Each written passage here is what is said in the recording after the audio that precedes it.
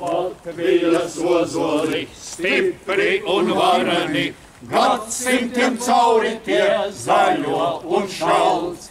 Mēs jūsu zīļuki plašajā pasaulē, lai jūsu diženums vienojot sauc.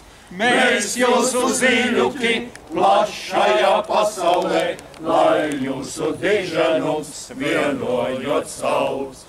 Brīdām caur tīreli, gājām uz kurzemi, purvos un pakalnos palika daudz. Dzīna uz austrumiem, vēga uz rietumiem, vai priekš šīs tautas nav mazliet par daudz. Dzīna uz austrumiem, vēga uz rietumiem, vai priekš šīs tautas nav mazliet par daudz. Brālis pret brāliem, svešnieki priekā dzied, tikums un godīgums pazūd šķiet. Vai mums pie Dieva iet, vai mums pie joda skriet, vesele tautā, lai atgriezta tiek. Vai mums pie Dieva iet, vai mums pie joda skriet, vesele tautā, lai atgriezta tiek. Mīglā jau kanālī, lāž plēsim rētas drīz, Kālavas taurētājs atmodā sauc. Sargā šo zemi Dievs, tikuma tautu gries, mūžības zīlītai iedēs tik liets. Sargā šo zemi Dievs, tikuma tautu gries, mūžības zīlītai iedēs tik liets. Latvijas ozoli, stipri un vareni, gadsimtiem cauri tie zaļo un šalts. Mēs jūsu zīļuki plašajā pasaulē, lai jūsu diženums vienojot sauc. Sargā šo zemi Dievs, tikuma tautu gries, mūžības zīlītai iedēs tik liets. Sargā šo zemi Dievs, tikuma tautu gries, mūžības zīlītai iedēs tik liets. 1941. gada 6. jūlijā šeit tika guldīti pirmie upuri komunistiskā terora, ko tautā mēdz devēt arī laiku par baigo gadu. Un tā sākās Balto krustu, kapulauku vēsture. Un pēc Latvijas neatkarības atgūšanas mēs šeit pulcējamies jau vairākus gadu desmitus. Un sākam to visu ar svētbrīdi, vai piemiņas brīdi, kā ir rakstīts sludinājumā arī. Svētbrīžu ievadā lūksim Nacionālo bruņoto spēku kapelānu Latvijas evaņģēlisku luteriskās baznīcas evaņģēlistu Ingmāru Ļakas teikt savus vārdus upuru piemiņai.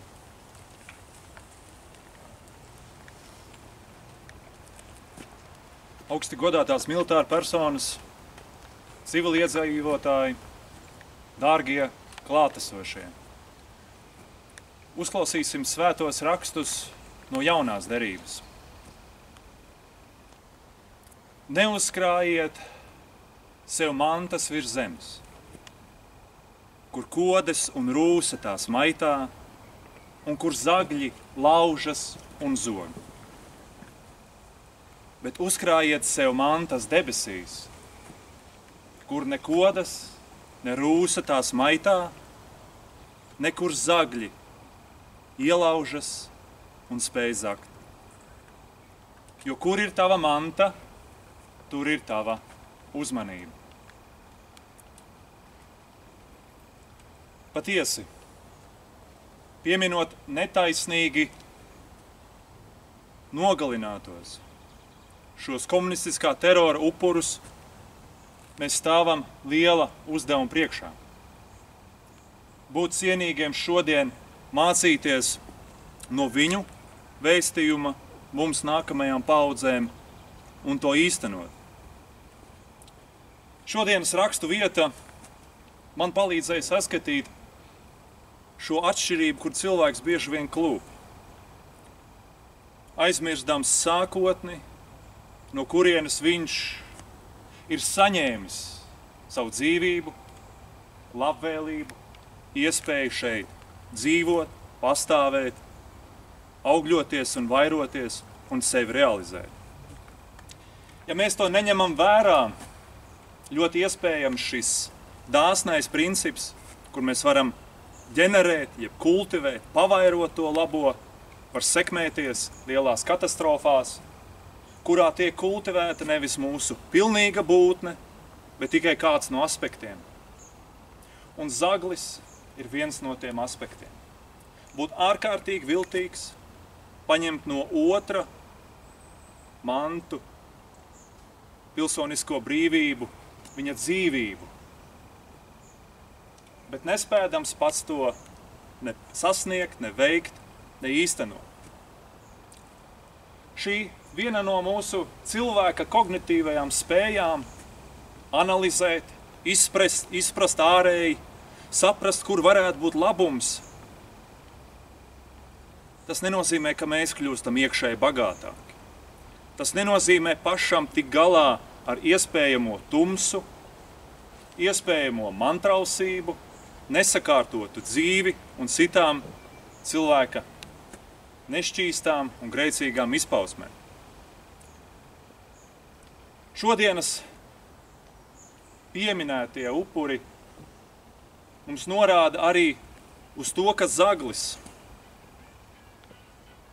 var saskarties ar kādu spēku, ar aizsardzības spēku, kas ir ļoti nepieciešams tajā kritiskajā stundā, kā mēs to sakam šodien X stundā, kad ienaidnieks, pretinieks nāk paņemt no mums nozagt to vērtīgo. Vien baigajā gadā, no 40. līdz 41. gadam, kad tika apcietināti, deportēti un izsūtīti nepilni 5000, jeb 4665 virsnieki, instruktori un karēvi. Un tālākās represijas, liekdami mums sevi aizstāvēt Latvijas valstī, būt pilnvērtīgai, parāda zagļa dabu, atrast mūsu vājākās vietas un tās izmantot.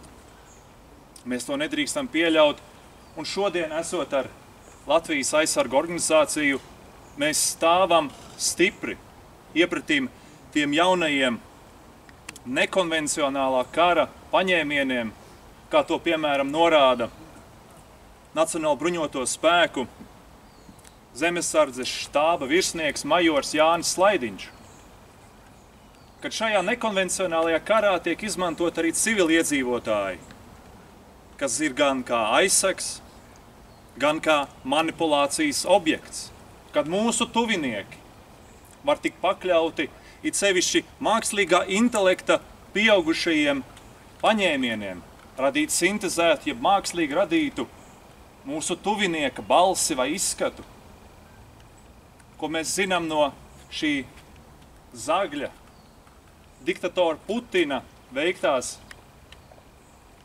ekspansijas ar vēlmi sagrābt cita Ukrainas teritoriju jau ilgi pirms 22. gada, kas mums daudziem bija tikai kā aizberga redzamā daļa, bet pirms tam jau cilvēkiem, civiliedzīvotājiem tika sēts terors, šausmas, cilvēki tika manipulēti, arī karavīri laukā tika demoralizēti un pakļauti spiedienam, ka viņu mājnieki tiek iebiedēti vai pat kaut kas ļaunāk.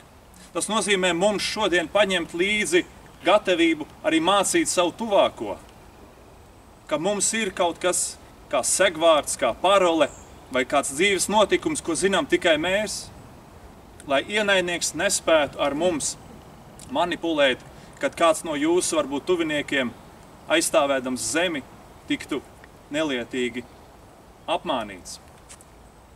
Un šis ir stāsts par patiesību, kad manta debesīs liek mums saskarties arī ar savas patības augstākajiem kognitīvajiem līmeņiem un garīgajām izpausmēm. Krāt mantu tur nozīmē sasniegt tos savas apziņas pāraudzības mehānismus, kā es spēju sevi godīgi ieraudzīt, kāds es esmu, un arī apkārtējo notiekošo. Tas ir ārkārtīgi svarīgi nebūt ar šo apgriezto domāšanu, redzēt tikai, kas man ir izdevīgi, jeb redzēt sautīgas intereses, krājot tikai mantu virs zemes, kas tāpat kādreiz pazudīs, kas tāpat kā šis ķermenis ir laicīgs. Bet apzināties sevi nozīmē arī apskaidrot savu patību, kas ir lieliska iespēja būt, par spīti potenciālajām briesmām, ko gan zemes haotiskie spēki, gan zagļi šeit paveic. Un to ap 120 cilvēku mirstīgās atliekas, kas šeit guldītas, it sevišķi vairāk nekā 70, kas Rīgas centrāla cietumā tika spīdzināti un noslapkavoti. Viņu asinis mums šodien brēc pamosties, kā varbūt nekad, atkal jauna uzdevuma priekšā saprast, kad arī mums, civili iedzīvotājiem, militāru personām, ir jābūt kā vienai miesai. Jo nevelti raksti saka, ka sašķelta valsts tiks iekarota un izpostīta. Tas nozīmē mums, ka esam viena mērķa vārdā, un arī, ja garīgā vēsts mūs aizskar, viena eksistenciāla mērķa vārdā. Kā mēs to sakam Latvijas himnā, Dievs svētī Latviju. Tas visaugstākais garīgais princips, no kā viss ir radies, arī mūsu svētī un izmaina līdz nepazīšanai. Kad varbūt mūsu vecais cilvēks tiek transformēts, pat mūsu manta virs zemes nemaz nav traucēklis, bet ir iespēja, ko mēs varam likt lietā svētīgi un par labu citiem un tuvākajiem. Patiesi. Un tās 3 militāra personas, kas arī šeit ir apglabātas, kā valsts prezidenta Kārļa Ulmaņa, adjutants, Latvijas bruņoto spēku pulkvedis Miervaldis Lūkins, kā arī pulkvedis Augusts Muižulis, kā arī krimināla policijas priekšnieks Jēkabs Silarājs. Viņi mums saka, ka mums šodien sargi ir vajadzīgi ārkārtīgi, jo viņi spēj iestāties pretī zaglim un neļaut tam zagt. Lai patiesi mūsu spēja redzēt, kur ir mūsu uzmanība, mūs liek krāt to vērtīgo mantu, to, kas palīdz mums būt gan miera laikos, gan, ja nedod Dievs, pienāk ļaunākais, bet kas mums noderēs. Tas, lai mūs vada, tas, lai mūs svētī un pasargā. Amen. Paldies par uzmanību. Un šajā brīdī vien īsu klusuma brīdi pieminot tos, kuru piemiņu mēs šodien pieminam.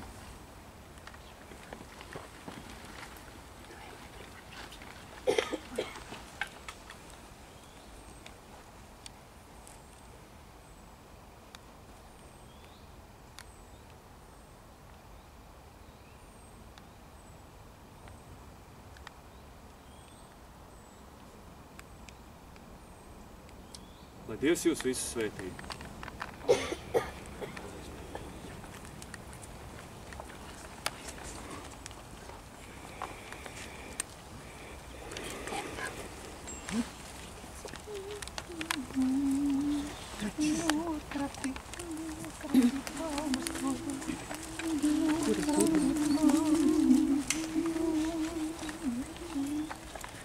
Nokrati pelnus no rokas, no pleciem, katram mums savādāk ir.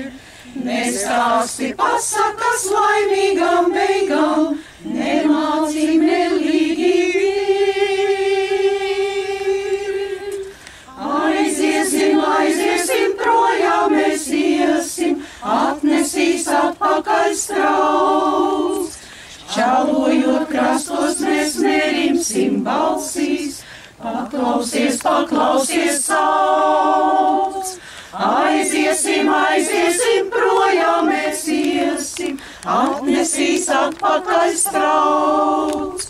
Čalojot krastos, mēs nerimsim balsīs, paklausies sauc.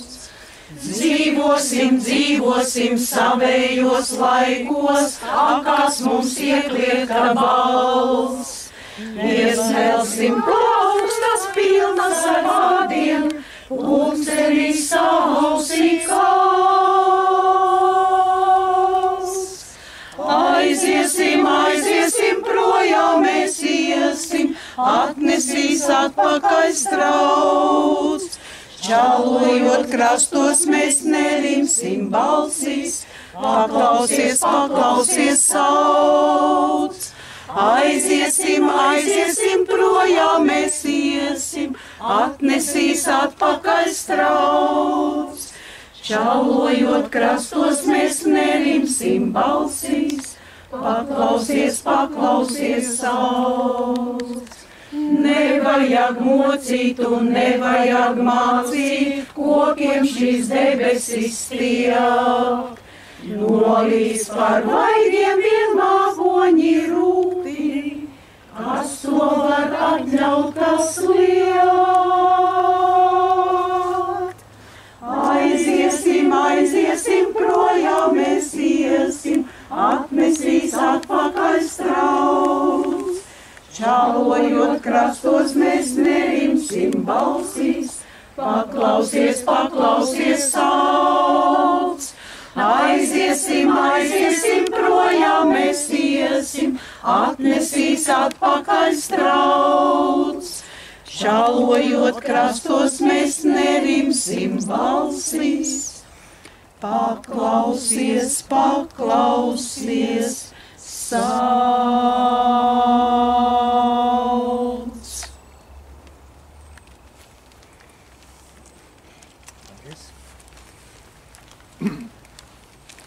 Aizvadītais gads, kopš mēs pēdējo reizi tikāmies, ir bijis ārkārtīgi nozīmīgs. Tieši saistībā arī ar vietu, kur mēs šodien pulcējamies. Un es gribētu jums parādīt, varbūt jūs vienu daļu jau zināt, ir iznācis Ines Dreimans pētījums. Pēc mums vēl ilgi zemes skums. Šis pētījums, kas ir tapis 10 gadu laikā, Inesei Dreimanei ir devis iespēju atklāt mums, cik jau nu vispār iespējams, visu to cilvēku vārdus, uzvārdus, likteņus, profesijas un arī apstākļus, kādā veidā viņi kļuva par komunistiskā terora upuriem. Es biju cerējis, ka Ines šodien būs, jo pagājušā reizē viņa bija atnākusi, bet nu šodien es viņu neredzu starp klātesošiem. Bet nu grāmata man ir, un grāmata ir ārkārtīgi nozīmīga, ar visu to tekstu, protams, kas šeit ir, bet es atļaušos tomēr kādu fragmentu. Es ceru, ka viņi neiebildīs visādā ziņā, jo grāmata ir lasām un visiem pieejam. Nedaudz par to, kas saistās ar mūsu šodienas piemiņas brīdi, ar šo atceri. Un tātad grāmatā autors Ines Dreimane nogalināto iedalījums pēc tautības.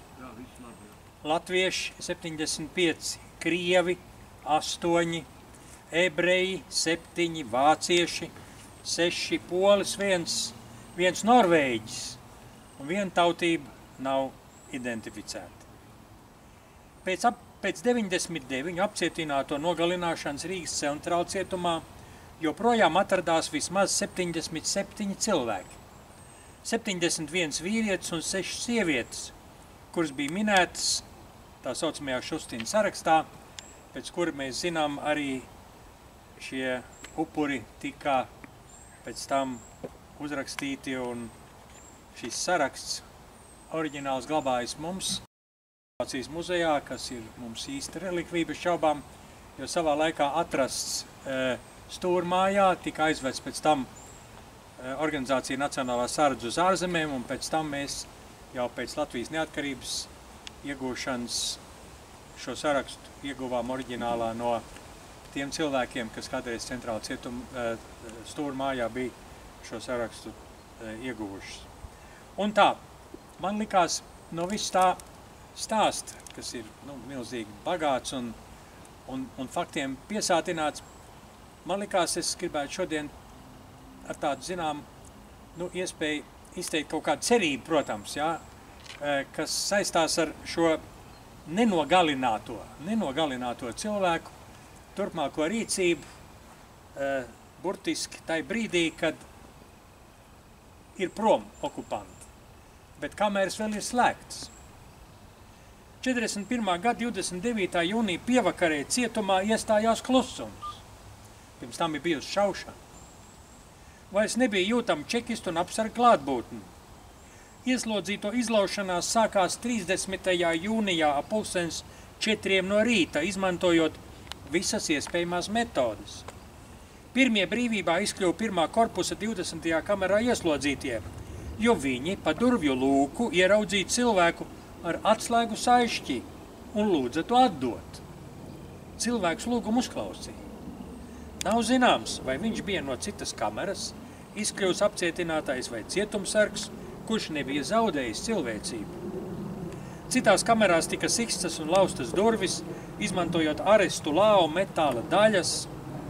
Tie, kuriem izdevās izkļūt gaiteņos, meklēja citu kameru atslēgas, cirvjus, āmurus un citus instrumentus, lai palīdzētu pārējiem.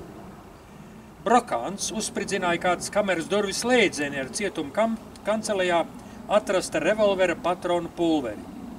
Pēteris Līnis izlīda pa 22 cm augsto un 29 cm plato kameras durvju lūku, līdz asinīm nobrāžot muguru un sānus.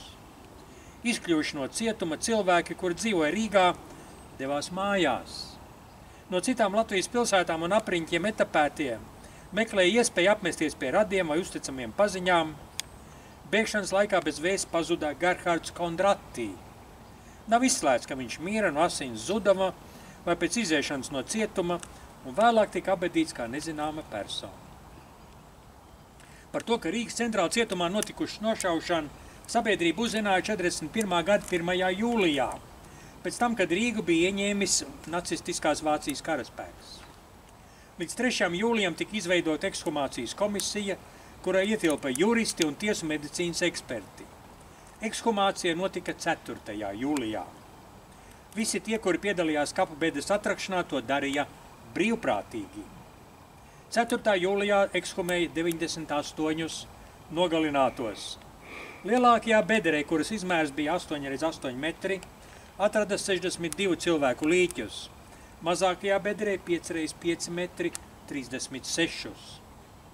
Tiesu medicīnas eksperti veica līķu apskati, lai konstatētu nāvis cēloņus, miesas bojājumus, kā arī īpašas pazīmes, kā rētas, tetovējumus, fiziskus defektus, kas varētu palīdzēt nogalinātos atpazīt.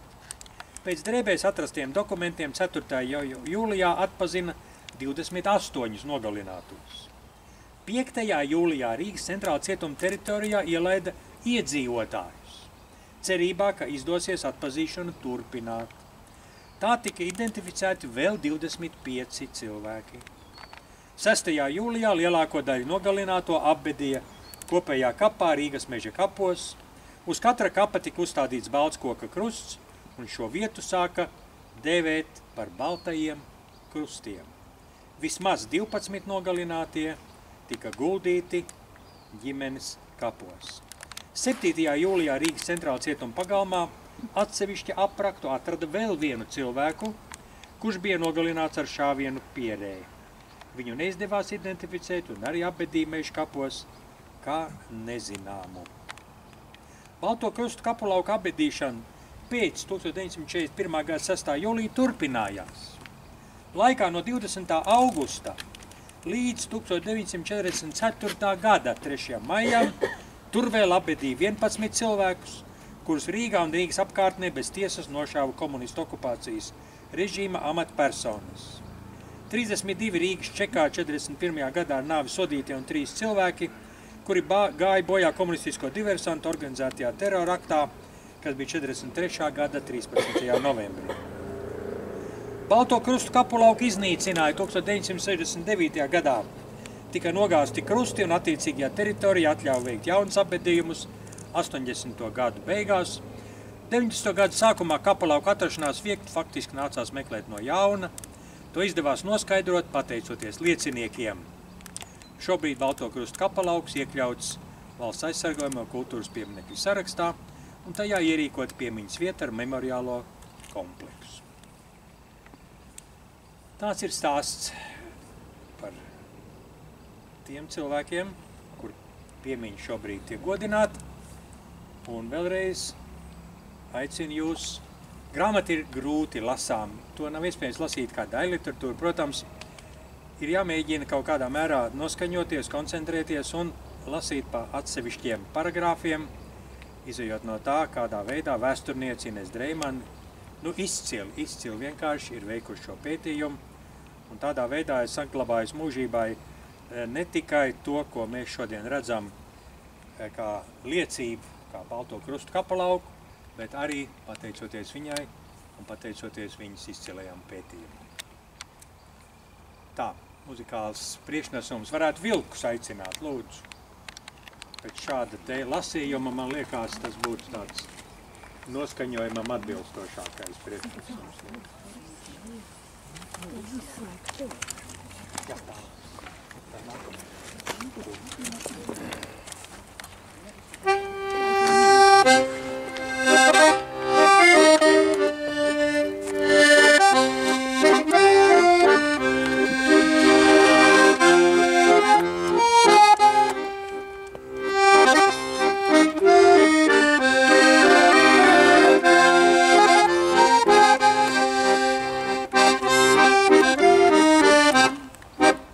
Mēs nelūdzam tos, kas bija vakar, mēs nezinām tos, kas būs rīt. Lai Staļins vai Čerčils mūs pakar, vienalga kā kauliņi krīt. Lai Staļins vai Čerčils mūs pakar, vienalga kā kauliņi krīt. Nu sapnis par dzimteni zudis, ar visu, kas latvietim bija. Sen zināms, ka postā mūs grūdīs kāds tatārs, kas dvēseles min. Sen zināms, ka postā mūs grūdīs kāds tatārs, kas dvēseles min. Tiem nepalīdz vārdi un ziedi, ko liekuļi svīstami pin. Ko acīs tumst vaidi un biedi, kad kāzas ar kaulaino svin. Acīs tumst vaidi un biedi, kad kāzas ar kaulaino svin.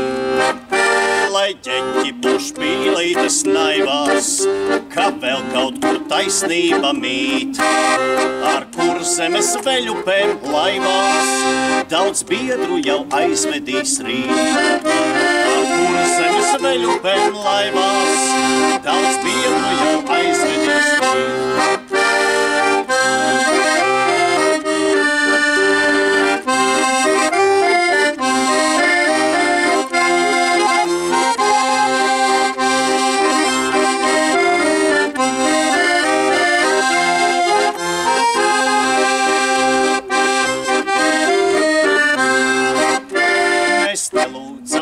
Kas bija vakar, daudz ļaunāk jau klāsies mums rīt. Lai Staļins vai Čečils mūs pakar, viena alga kā kauliņa krīt. Lai Staļins vai Čečils mūs pakar, viena alga kā kauliņa krīt.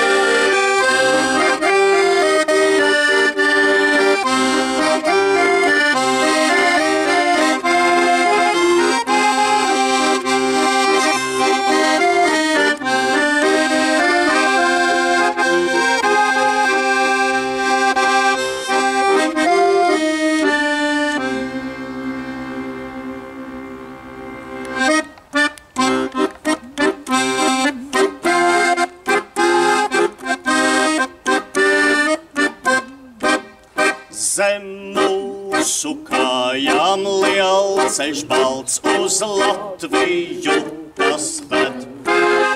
Uz Latviju, kur naidnieks baigs pār laukiem nāvisei. Mēs soļojam droši un lepni, un šautenes plecos ir mums, un senajo varoņu vārdi nāk līdzi kā mantojums mums. Mēs nāksim drīz Latvija gaidi, un nesīsim brīvību tev, kas mums dārga, un mēs ejam un neļam un traucam un steidzam par vēlu, mēs nedrīkstam būt. Un mēs ejam un ejam un traucam un steidzam par vēlu, mēs nedrīkstam būt.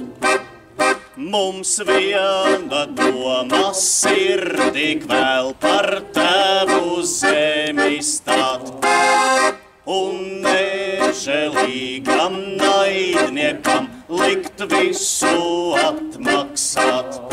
Mēs šautenem liksim tad liesmu, un granātam metējam kaut. Bet pašiem uz nāvei būs spītēji, ložu svilpieniem atbalsti savu. Mēs ticam trīs Latvijas zvaigznēm, lai ugunīs spožas kļustās mūžu mūžos, un mēs ejam un ejam uz priekšu, tik traucam par vēlu, mēs nedrīkstam būt. Un mēs ejam un ejam uz priekšu, tik traucam par vēlu, mēs nedrīkstam būt.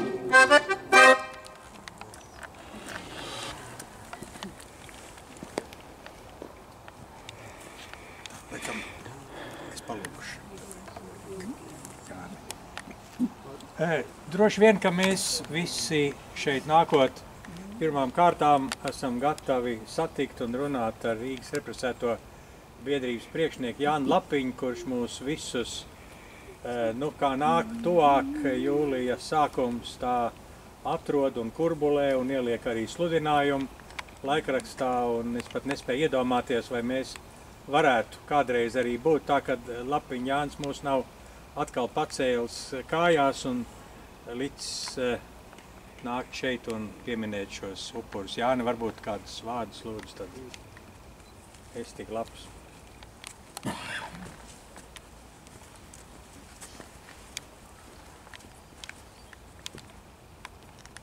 Dārgie draugi,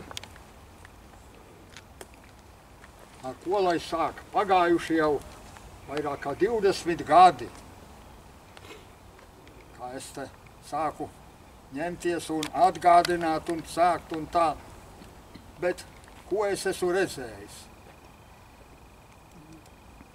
12 gadi bija, ka naktī paņēma Blaumeņa ielā 29 pretī cīņai, un uz ropāžiem aizveda ielika pēdējā vagonā. Pēdējā vagonā tādēļ, ka paps neteica, kuri pārējie bērni. Mēs 5 bērni bijām ģimenē. Līdz rītam viņu pratināja. Šaujiet nos, bet neteikšu. Šoferim vēlāk uzzinām Lūsītim vajadzēja 2 izvest, 2 vedumus taisīt, bet viņam izdāts tikai 1. Un mēs bijām pēdējā vagonā. Vairāk nevienu nepieved. Mēs jau nezinām, bet 2 stāvos sabāza iekšā. Restītas, piebrauc limuzīns, izkāp Vīlis Lācis. Tagad saka, varbūt, kas nebija Vīlis Lācis, nu buļķības taisa vēlāk jau tā. Skolotāji un inženieri visi tā saprata, reku Vīlis Lācis izkāp parakstīja, un tad mēs sākām pustēt. No Ropāžiem, tas ir aiz Baltazara, nākošā stacija. Tagad pat prezidents nezina, no kurienes izveda. Nu, kur mēs dzīvojam? Par ko šitā vajag melot? Es nomiršu un vairāk nezinās, un tad smuki no Šķirotavas izveda. Drausmīgi, ka šitā melo. Nu labi, pagāja 8,5 gadi pie Ķīnas robežām. 57. gadā 2 gadi man bija atbraucām. Pārvesam pāri, mamma pa kluso man atved šitā. Tā augla. Vēl viena egla ir, te bija daudz eglas. Cauri redzēt. Pa klusītiņām te pienākam, izējam cauri. Krustiņi vienā pusē, otri. Ne jau tādi kā šitie, un kā bildēs, bet šitādi maziņi. Sapūši, šķībi greizi, strīpiņās. Nerunā, jā, nevienu vārdus klusujā. Tikai viens melns piemineklīts. Tas ir Miervaldim Lūkinam tur bija. Gluds tā kā šitā plāksnīta. Bet tas jau pārdesot pāri pēc vairākiem gadiem apkopēji teica, tu klusē nevienam nesaki. Naktī 16 aizvāca, šito aizvāca, un vēl tādu un vēl kaut kādu. Un pēc tam jau, kad mēs jau brīvāki bijām, cik nu brīvi, tad uztaisīju šito Miervaldim Lūkinam tādu ar robiņiem. Bet to melno aizvāca projām. Tas tā. Atkal pagāja gadi, pūcējamies, te kā tur bija, nu jau tur neļauj turiet ar svecītēm tur un tur. Bet viens prātīgs cilvēks izrādās, viņš bija Rūtas Čaupovas brālis. Šeit mēs otru stāvu ar automātu cilvēks. Šitien mēs akuzējamies šī vietā. Un viņš saka, Jāni, es stāvēju šitien, kad viņus raka iekšā. Viņi visi skatās uz šejienu. Es strīpiņā bija tā, uz šejienu. Saulīte te ir, un tur ir pakausīs. Un tad, kad izgudroja taisīt pieminekli šito, Leopolds Ozoliņš, pārējiem mēs tur sapulcējamies, tās lielās priedes. Tā, ir vēl tā priede, otrais tās priedes tur. Tu taisīsim to pieminekli. Es saku, mīļie cilvēki, tur nevar, viņi skatās uz šejieni. Bet šitā nevarēs pienākt klāt, te nav ceļa. Es saku, nu vēlāk tos kokus iztīrīs un tad paskat, kāds ceļš ir. Un pēc tam, pēc manas ieteikšanas, jā, saprata, un šitā uzcēl to pieminekli. Nu tā es pārlecu visam tam pāri un pastāstīju apmēram, kā mēs te nonācām līdz šejienei. Bet daudz ir visādu noslēpumu, ko vēl nezina viņi, ko mēs esam darījuši. Tak lieliem vārtiem, kad mēs atbraucam vēl krusti, kad iet iekšā te pirmā kapliča. Vienā dienā pēkšņi tos krustus aizsmērēja ciet un vārtos un stabos arī, kur sēta ir, visus aizsmērēja. Cik man vajadzēja cīnīties, ka tagad jau mēs svinēsim septembrī 10. laikam, cik gadi tie krusti ir aizsmērēti, bet tie 2 vārtos es panācu tos gadus atpakaļ, cik gadu atpakaļ būs, tā es atzīmēšu avīzē. Vārtos izkalā, ar šitos 6, tajā pusē 6, tajā vēl šodien stāv aizsmērēti ciet. Cik es zvanu, cik es sūdzos. Sūtīja mani pašais ar abiem dēliem, atbraucām un kalām. Mēs nevaram izkaut. Tur tāds semens, ka nevar dabūt ārā. Ar šitos ar urpšanu. Un kas man palīdzēja? Es varu šodien klusēšu to. Nevaru teikt. Lielajos stabos dabujām krusus. Kaut gan direktori mainās kā, saka, kā zirgus, kā maina. Un tas direktors, viens neteikšu kas, Jāni, tur te bija karogu turētāji, kā tu saki, bet man nevienas bildes nav iedot, kur šie bija ielikuši karogu turētājus. Man ir tās bildes, es fotografēju, bet pat direktoram, kapu direktoram nedodu, jo viņš to nav redzējis. Vai kā mums iet. Pats pirmais direktors, kas bija, Jāni 1 gadu klusē. Ja atklās tos, ko es tur esmu sastrādājis, Man pensiju nedos, es vienu gadu klusēju, pēc tam cīnījos, kamēr izkala tur tos. Nu, tā mēs cīnamies, tā mēs daram. Cik gadus es runāju, kad Albertam Kviesim piemineklis ir uz Vēdera. Prezidentam Albertam Kviesim. Nu, sašķiebies nav uz Vēdera. Sašķiebies bija, es daudzreiz runāju, ka sašķiebies. Šitani runāju, un pēkšņi vienā svētdienā bija trāpījies viens, kam uzķērās tas un iztaisnoja. Marta Grīnupa jau mirusi. Viņš saka, jā, nevar būt, kad svētdienā iztaisnoja. Viņa atskrēja skatīties. Jā, bija iztaisnos, bet uz Vēdera viņš vēl stāv. Kāpēc viņš stāv uz Vēdera? Nelaimīgs gadienas bija, ka viņš nomira, ka viņu tur izvadīja. Kara laiks bija no kuģa un tā šitā un tā. Un viņu apraka.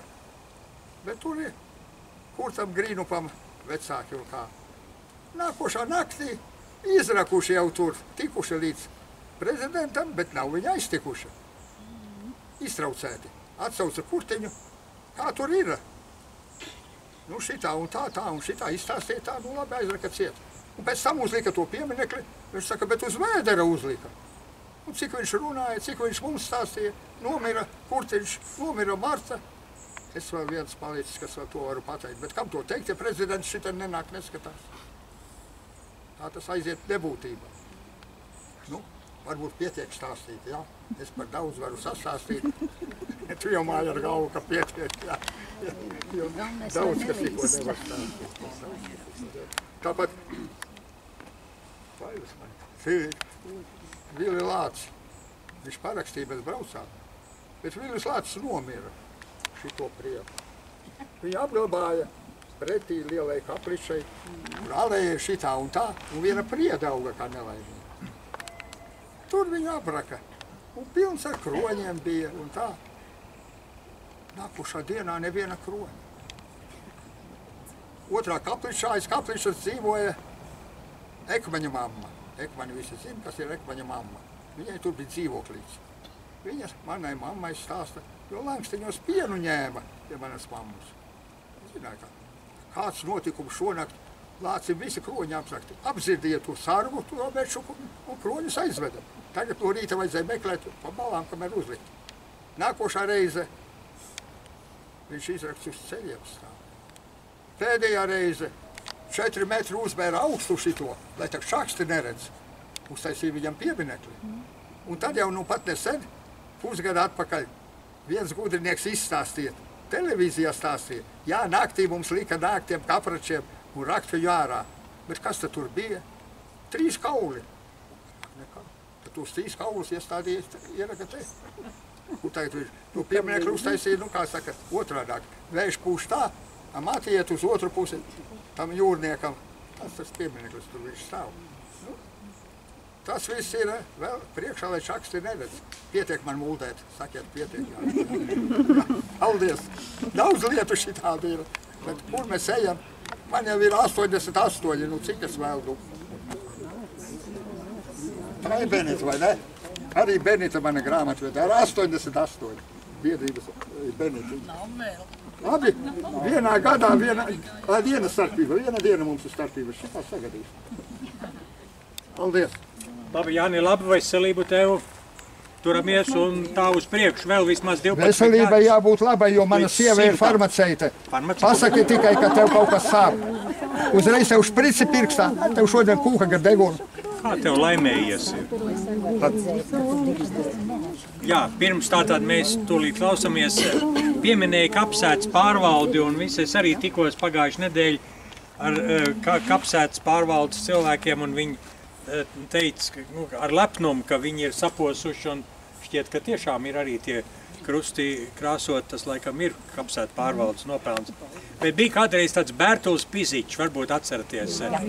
Nu, tas gan bija viens, viņš arī kapsēta pārvaldē, tad darbojās pirms tam Dailes teātra direktors, vai ne? Jā, viņš taču nāca uz pasākumiem, viņš palīdzēja krēslus nest un no sākuma līdz beigām.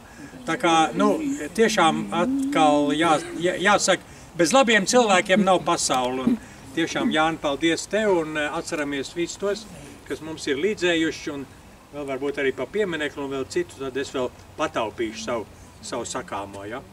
Labi, lūdzu. Uz augstas klinšu kraujas, caur vecās senču pils, caur atdarīto logu, es viņu redzēju. Caur atdarīto logu, es viņu redzēju. Kaut uguns jūrā degtu, es pāri peldētu, lai tikai zilajās acis vēlreiz redzētu. Lai tikai zilajās acis vēlreiz redzētu. Uz augstās klinšu kraujas, tur izkrīt vēstulē, ar debes zilajām malām, kā īsta cerībā. Ar debes zilajām malām, kā īsta cerībā.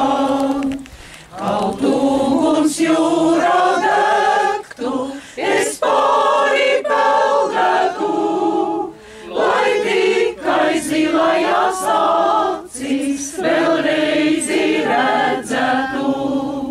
Lai tikai zilajās acis vēlreiz redzētu. Ak, māte, mīļā māte, tā tava vaina bija, ka liedzi viņu man mīlēt, ka šķīri draudzību. Ka liedzi viņu man mīlēt, ka šķīri draudzību. Kaut uguns jūrā degtu, es pāri peldētu, lai tikai zilajās acis vēlreiz redzētu. Lai tikai zilajās acis vēlreiz redzētu.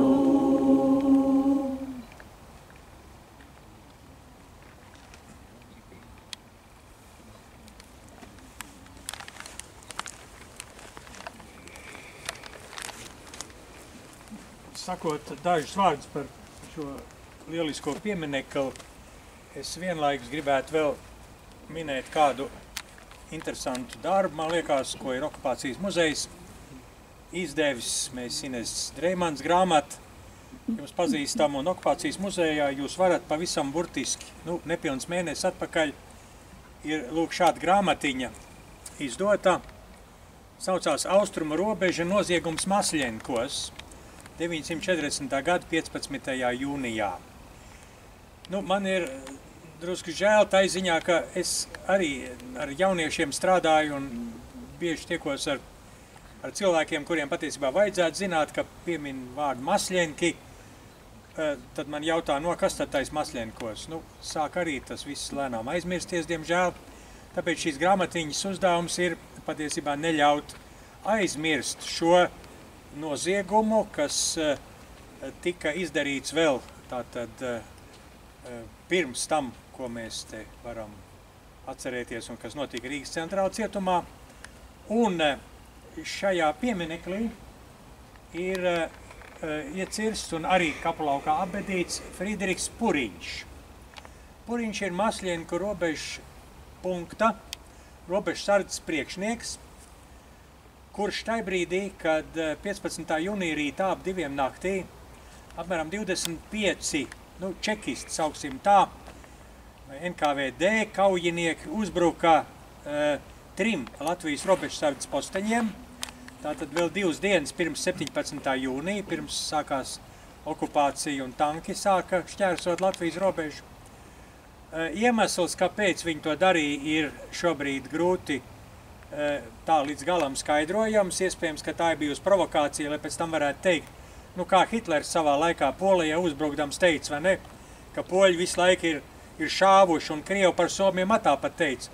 Tie negan tie somi, tie tak visu laiku mūs apdraudēja un šāv no savas puses. Acīm redzot, arī te būtu bijis iespēja pieņemsim, savāt kaut kādas mistiskas pierādījumus un teikt, kā tie Latvijas robežsargi šāvuši uz mūsējiem. Nu, tā tas nebija, jo 17. jūnijas noritēja, nu, diemžēl, bet bez šāviena, bet šāvieni bija saistībā ar Latvijas okupāciju. Un tātad uzbrukt Maslienku robežu postenim, un bija paredzēts pirms tam telefona līnijas, viss tās bija sakari, bija pārgriezts tas un bija gūstekņas jāsadabona. Bet tā tomēr nebija, tāpēc, ka sardzes karavīrs, kas stāvēja, pamanīja iebrucējs, tur ir Ludus upīt. Pārnāca pāri Ludus upei un šāva uz uzbrucējiem, tika nogalināti kādi cilvēki. Tātad Latvijas okupācijas vēsturē ir šāvieni, kas ir nākuši no latviešu robežsargiem šī gadījumā, un ir arī šīs te Krievu armijas upuri. Zinām, ka tāda arī tika nogalināti, bet nu tā vai citādi, bet aizgāja bojā 3 latviešu robežsargi un Friedriha Puriņa ģimenē. Viņa sieva un dēlēns Valdemārs, 15 gadu vecs, robežsardzes mītnē tika iemest granāti. Tie cilvēki, kas pagūva izsprukt ārā, ieskaitot Valdemāru, tas tika sašauts vēderā, viņš pēc dienas nomira Rezeknes slimnīcā. Pats Puriņš nebija uz vietas.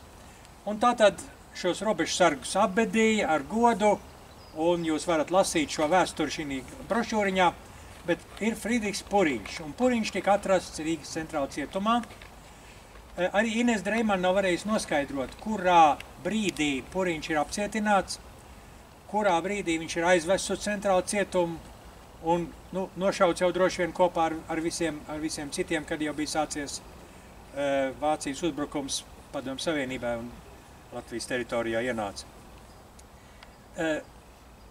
Ir runas, ka, vismaz tautā runā, ka Puriņš, protams, piedzīvoja šo milzīgo traģēdiju, ir gājis pa Rīgu un teicis acīs tiem, kas ir nodarījuši šo milzu postu, viņa ģimenei un, protams, arī Latvijai, teicis visu to, ko viņš domā par visu šo lietu.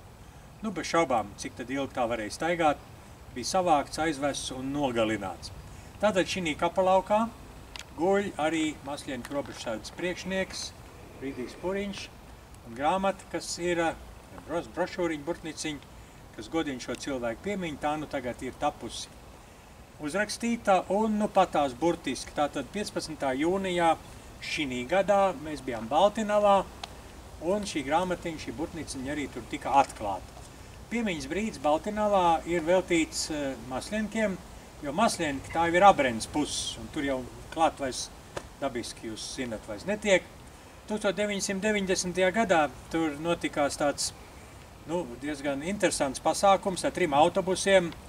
Jau bija Gorbačova laiks, mēs jau bijām 4. maija deklarāciju pauduši, ka gribam būt neatkarīgi, un aizbrauca, lai varētu šai Maslienku robežsardzes vietā ielikt krustu, ierakt un noturēt svētbrīdi. Tas bija arī noticies.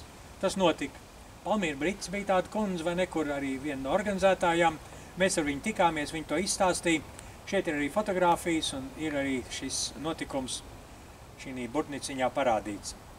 Nepagāja laikam, mēnesi pēc tam bija kāds atkal braucis, protams, kur krusts bija nogāsts un piemiņas vieta bija apgānīta, bet tā vai citādi šī piemiņa tomēr no Latvijas puses bija nākusi un šis Maslienku notikums, šī Maslienku traģēdija tomēr ir iemūžināta.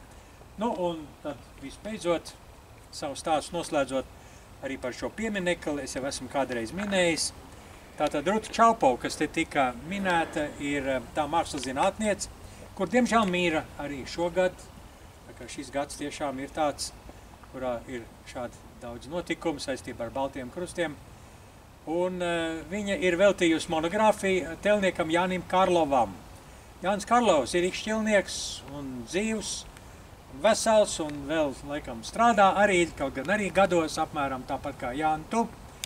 Un Ruta Čaupova tātad ir aprakstījusi arī šo Jāņa Karlova, patiesībā, izcilo meistardarbu. Viņam arī bārenītes, starp citi pie Rīgas pils, viņam Suntažos ir piemineklis, viņš pats ir izsūtītājs. Jānis Karlovs ir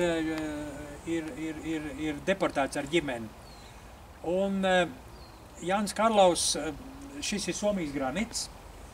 Jānis Karlaus, mēs toreiz lūdzām, nu, arī gada diena bija, jā, lai, nu, kā parastie termiņi jau kā jūs zināt, ir par īsu visur kur.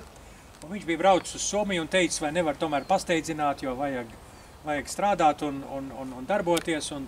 Un Somijā teikuši, ne, nu, ziniet, mums tie pasūtījumi ir lieli un jūs jau stājaties rindā un tā. Bet viņš bija izstāstījis, kam tas piemineklis un kam šis granīta bluķis ir vajadzīgs.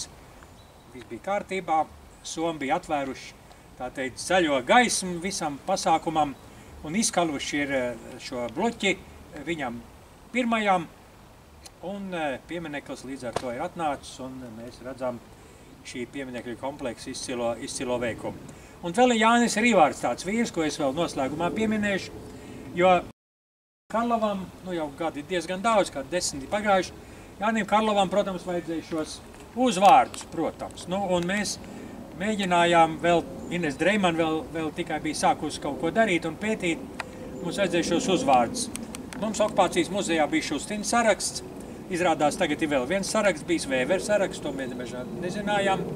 Un mēs ar Jāni Rivaru diezgan ilgi, kā pusotru mēnesi, nosēdījām arhīvos un tomēr tos uzvārdus lielāko daļu, kas arī grāmatā ir, tomēr dabujām ārā un tie ir iekalti šeit šī piemineklī. Bet, nu, ir arī kļūdas, ir arī atsevišķas nepilnības, jo, protams, mēs nevarējām, tā bija diezgan arī liela steiga, mēs nevarējām visu paspēt. Tā kā godinot šodien arī šos upurus, šodien atcerēsimies arī Jāni Rivāru, kurš arī dus tepat netālu Meža kapos, Ruta Čaupovu, kas arī ir veltījusi lielisku pētījumu tam. Nu, un, protams, Jānim Karlovam sūtām sveicienus, lai viņam arī laba veselība. Tā kā paldies un lūdzu muzikālos liekos.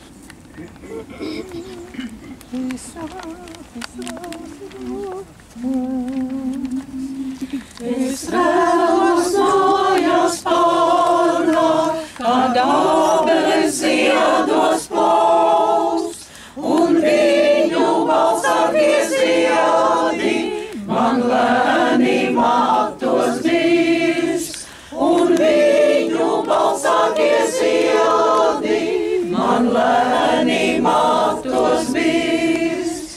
Es vēlos mājās pārnāk, jo meitene mani gaid.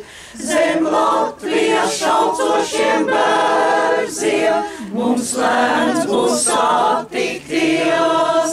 Zem Latvijas šaucošiem bērziem mums lēns būs satikties. Es vēlos mājās pārnāk, kad drūmas zeltē sāk, un viņu zeltainos graudus vējš laukos izkaisīs, un viņu zeltainos graudus vējš laukos izkaisīs. Es vēlos mājās pārnāk, kad Latvija brīvā būs, un viņas baltajās smiltīs man lēms būs atpūsties, un viņas baltajās smiltīs man lēms būs atpūsties.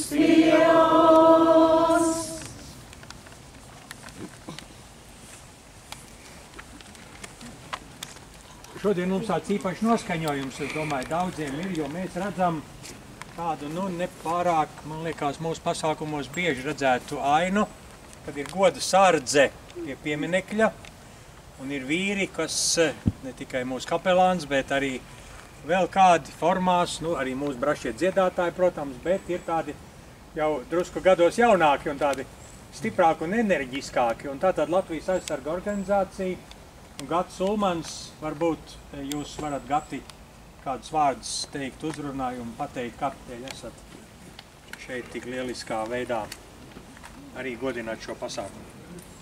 Jā, paldies. Dāmas un kungi, tautieši, šodien mēs redzam tādu pat nedaudz svaigāku parādību, ka Latvijas aizsarga organizāciju parādas formās šai brīdī pārstāv tikai 2 cilvēki, atšķirībā no agrākiem laikiem. Un tie ir 2 seniori, tas ir mūsu senioru ģenerālis Hipolits Sventeckis, kurš ir kopā ar militāristu veterānu koru Tēviju, un mūsu pulkvedis seniors Jānis Melnis, kurš sēž publikā šobrīd. Un visi citi, neskatoties to, ka varbūt pat augstāk stāvoši Latvijas aizsargu organizācijas pārstāvji ir lauku vai tā saucamajās, ne kaujas, bet tādās praktiskajās formās. Ja? Un es būdams tā kā priekšnieks, tad pat laikā no sirds vēlējos būt kopā ar savu biedru pie pieminekļa godasardzē. Un tas ir patiešām tāds, patiešām pilnas labsajūtas brīdis priekš manis personīgi, un es ceru arī organizācijai mūsu. Un šī te vēsma ļoti sakrīt ar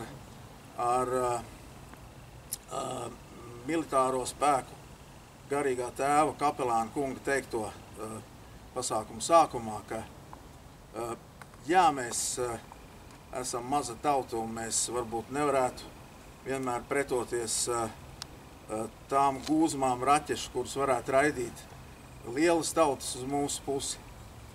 Bet katrā ziņā ar zagļiem, kas varētu būt mazāk un mazāk bruņoti un mazāk gatavi cīnīties ar tiem, kas aizstāvēsies, Latvijas tauta ir gatava pretoties. Un ja mēs nonāksim pie tā, pie kā kādreiz bija Ulmaņa laikā tautā sauktajā, ja, aizsargi tikuši, ka aizsargi un Latvijas tauta bija viens vesels jēdziens, tad varbūt šie zagļi arī sastapsies ar to pretestību, kuru viņi ir pelnījuši. Paldies jums par uzmanību. Dievs svētī Latviju!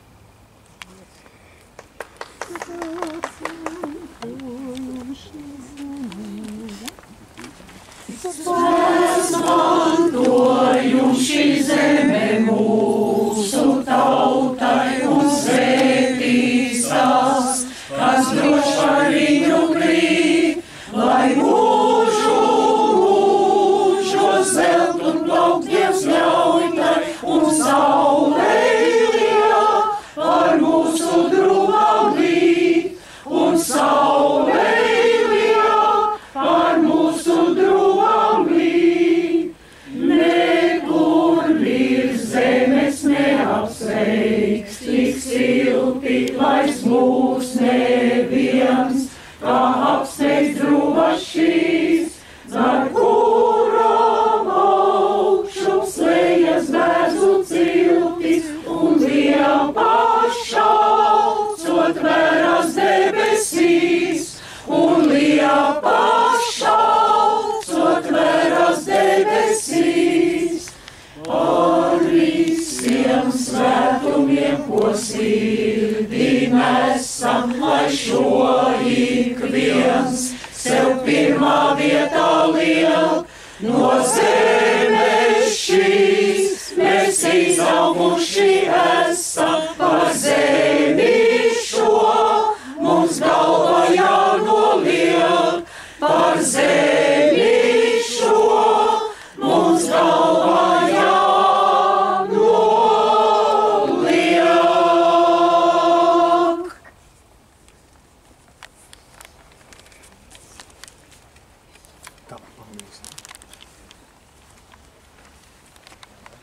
Vai ir kāds no klātesošiem, lūdzu, kas varētu mūsu piemiņas brīdi vēl kuplināt ar kādu savu pārdomu par šodienas notikumu? Lūdzu, pirms jūs sākat, varbūt pasakiet arī, kas jūs esat. Šeit kapos apglabāts mans sieviņas radinieks, viņas tēva radinieks, Augusts Muižuls. Bet ne par to gribu pateikt, ka jau iepriekš te man patika Guntis Kalm reiz izteicās. Un diemžēl jāatkārto vēlreiz un vēlreiz, ka vēsture ir vislabākā skolotāja. Kā būt cilvēkam, kā citam palīdzēt, vēsture. Bet ne tas, ko grāmatās raksta, jo grāmatās bieži vien ir sagrozīt vēsturi. Ne tikai sagrozīt, bet pat klai meli, pat tiem pašiem maslienkiem, ka šāva. Toreiz viņi tā stāsta. Nu, tagad izrādās, ka nē. Lūk, vēsture. Un vislabākā vēsture ir tā, ko mēs glabājam savās atmiņās, kas tur bijām klāt, ko mums ir stāstījuši vecākie. Tā ir vislabākā vēsture, tā ir patiesa vēsture. Tā nav izdomājuma. Tā kā grāmatās nevienmēr vislabākais. Mums priekšā ir tāds posms, ko sauc par atmodu. Trešo. Tur mums būs stipri vien jāpēta. Kāpēc? Tāpēc, ka tur ir tā izskaistināta. Mūsu tie, kas te raksta un žurnālisti, tur ļoti daudz melu ir. Un jāatgādina tik viena lieta, kas liek padomāt. Kad Alfredam Čepānim ierosināja žurnālisti, lai viņš raksta grāmatu par atmodas notikumiem, tad viņš pateica, to es nedrīkstu rakstīt. Bet melus es negribu. Nevis melus, bet blēņas es negribu rakstīt. Tad tas liek padomāt. Cik daudz vēl ir slēpts par šo laikmetu, ko mēs saucam par atgūto brīvību. Tur tā nenotika. Jānis Peters ar savu laikā pateica. Mums izdevās atmoda, jo nomenklatūra palika pie varas. Kas tad ir šī nomenklatūra, kas palika pie varas? Nu, tie paši bolševiki, tie paši komunisti, tie palika pie varas. Pārkarāstojas, pārzīmējās un apmānīja mūs. Daudz māņu pašlaik ir. Tā kā man kā atsliekniekam jāsaka tā, ka Gunāra Astras sievas māsa teica, Aivar, tu nedrīkst pazust. Tu esi mūsu staigājošā vēsture. Jā, es piedalījos no paša sākuma, kur tik es negāju iekšā. Kur es netikos, cik ziņas man pienes. Daudz ko zinu. Daudz ko es arī pastāstu, bet ne jau visu var izstāstīt. Tā galvenais ir vēsture un cilvēka atmiņas. Ne tas, kas grāmatās rakstīts. Grāmatas bieži vien melo. Iegaumēsim un stāstīsim. Šī vara negrib, lai mūs atcerās. Lai mēs atceramies, kā tur bija. 50 gadus tiks slēpts Baltie krusti. 50 gadus, bet atmiņas palika. Cilvēki zina. Tālūk, tā kā vēsture labākā skolotāja, un vēl mums ir cīņa par patiesu, brīvu un neatkarīgu Latviju vēl ir priekšā. Kamēr mēs neatmaskosim šo perestroiku, ja pārbūvu, ko komunisti taisīja, tur daudz noslēpumainas lietas ir. Gan līguma ar šito ļaunumu impēriju Krieviju, kur ir sekas šeit, ka mums Latvijā palika 1/4 miljons mazākais 5. kolona. 1/4 miljons ir mazākais. Es rēķinu apmēram 300 000. Mums šeit ir 5. kolona. Un ja šeit nebūtu 5. kolona, tad nezinu, ko Puķins izdomāt, lai iebruktu. Tagad viņš var izdomāt, ka jānāk glābt šo 5. kolonu. Lūk, tādā sastāvā mēs šodien dzīvojam.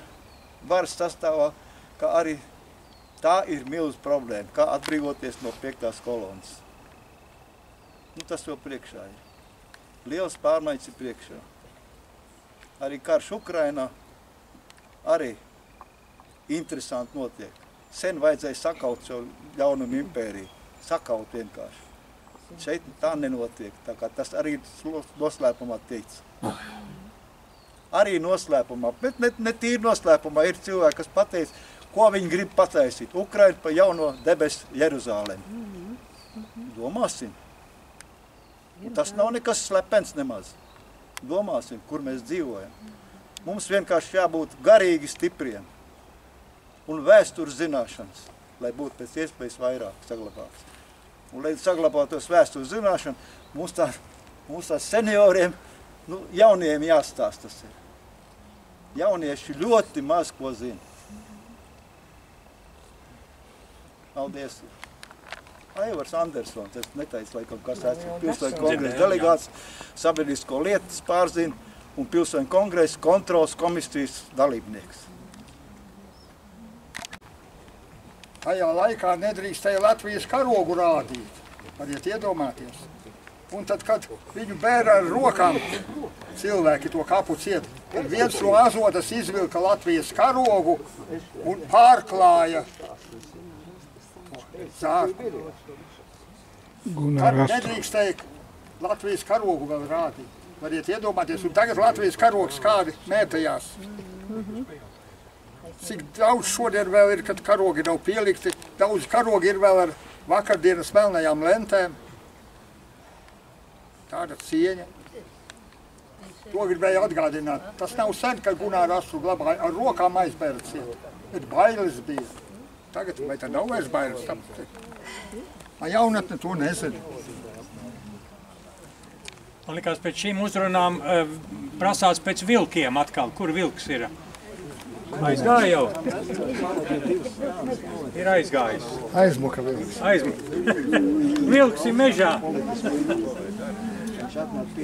Nu, es domāju, ka laiks ir viens no tiem faktoriem, kas visu noliek savās vietās, bet to par tām atmiņām un par to, ka ir jāstāst jauniešiem. Un šodien es skatījos, gan nebija uz vietas tur, bet televīzijā šo lielisko skaisto pasākumu, kas ir skolēnu dziesmu svētku atklāšana Viesturparkā, un tomēr raisās tāda apziņa, ka mēs tomēr ejam uz gaišāku nākotni, un ir tie jaunieši tik aizrautīgi un tik skaisti ir šie jaunie cilvēki, vai ne, ka ir jātic tomēr tai nākotnē, bet kamēr mēs vēl te ejam un staigājam, tāpēc pilnīgi jums pievienojos. Un tās grāmatas, vārds grāmata jau ir tāds drusku tāds abstrakts jēdziens, kur tad jūs atmiņas, lai publicē, ja ne grāmatā. Kaut gan tagad jau esot tie tīmekļi, tā saucamie kaut kādi tie, vai ne? Jāizvēlās grāmata vai tīmeklis. Lai paliek grāmatas. Lai paliek grāmatas, jā. Tas ir rakstīs, tas ir rakstīs. Liels paldies jums par to un lūdzu grāmatas. Viņi zelta viņu visgarām jūras malu, visgarām jūras malu, lai nenāca svešā saula, šai zemē izjādu raugi, šai zemē izjādu raugi. Viņi zelta viņu, visgarām tevu zemi, visgarām tevu zemi, lai nenāca svešā saula, šai zemē izjādu raugi, šai zemē izjādu raugi. Viņi zelta viņu, visgarām manu sēdu, visgarām manu sēdu, lai nenāca svešā sauna, manā sēdā ziedu rauti, manā sēdā ziedu.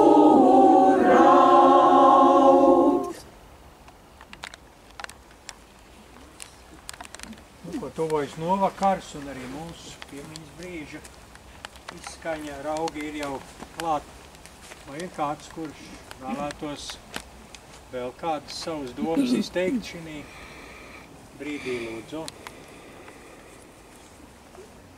Nav. Arī no jums nav. Vai mēs tad vienojamies Dievs svētī Latviju, vai ne? Varam arī nodziedāt visu kopā. Tad Dievs svētī Latviju. Paldies visiem, kas ir šodien apnākuši. Paldies.